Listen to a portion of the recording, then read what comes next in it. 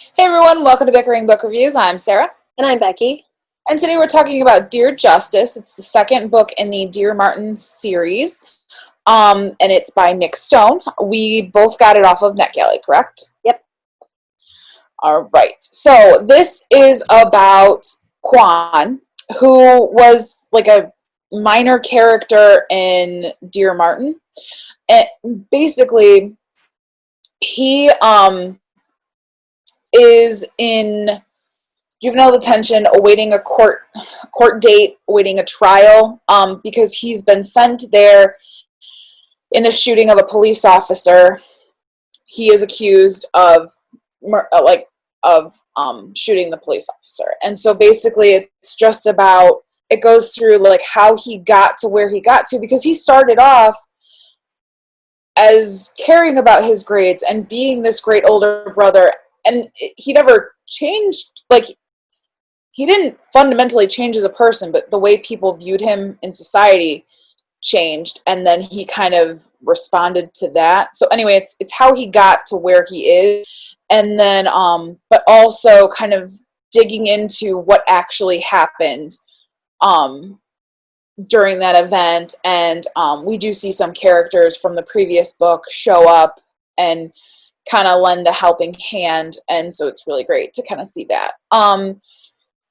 So this book really felt like a novella of Dear Martin, so it didn't feel like it was a standalone. I still really super fast. Like, it read really fast. I mean, I really enjoyed it, and I think I'm glad for Quan's perspective. And I think it provides a real tangible way to show, like, this kid was smart. He was on the up and coming track. He was a parallel to Justyce from the previous book, but kind of things outside of his control and the way society interacts with him completely kind of changed who he became, changed kind of the outcomes and the opportunities he was afforded. Right. Well, and everything that happened to him, like, it was basically like, how many times do you expect me to try my best if you're just going to always slap me down?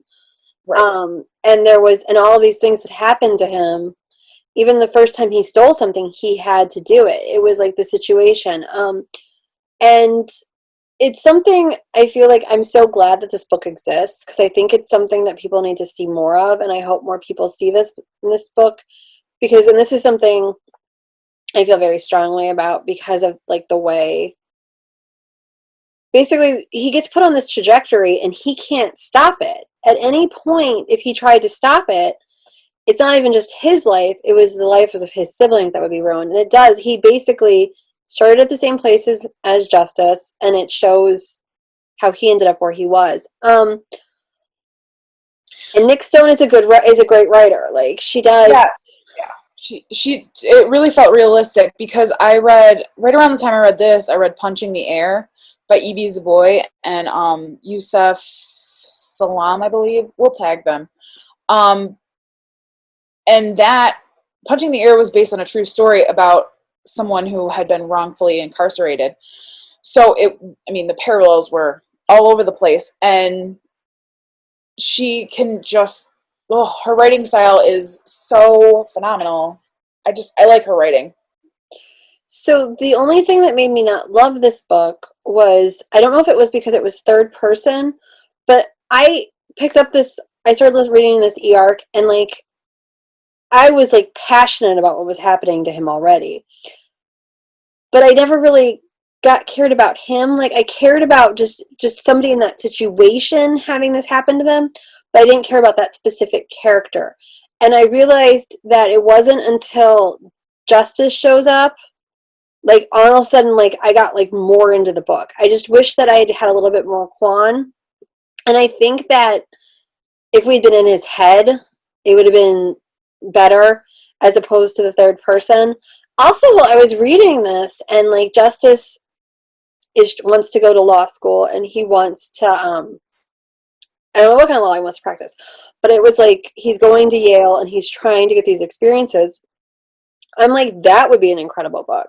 like an That would, adult book that's his first year out of law school, trying to, as a African American professional man in a profession that's basically white guys, trying to find his place and trying to, you know, take the cases he wants. Particularly if you had that with the home life, if he's still with the girl from the books. So if Nic Stone wants a book to write, I want to read that. I would. Like, That was the whole time. I'm like that should be a TV show. yeah, I I would would. totally watch that. Oh, yeah, I would. Um, Yeah, totally. Okay, so I think we're kind of at the end of like what we want to talk about though. So it's time to rate the book. So our rating scale goes from 5 unicorns down to 2 unicorns. If we don't like it, it's not magical, doesn't get a horn, and is therefore a horse. Where are you? I'm like at a 3. I think like just I never connected with the main character. Like I connected with his story, but not him. Yeah, I think there needed to be more to the story to push me past a 3. So I'm also at a 3. I think it felt like a novella, and it's very rare for me to give a novella anything above a 3 anyway, just because it feels like a short story. Even though this wasn't like particularly short, it No. just, it like the plot arc could have had more, done more, been more. But I enjoyed So it. I'm going to keep reading her books. yeah.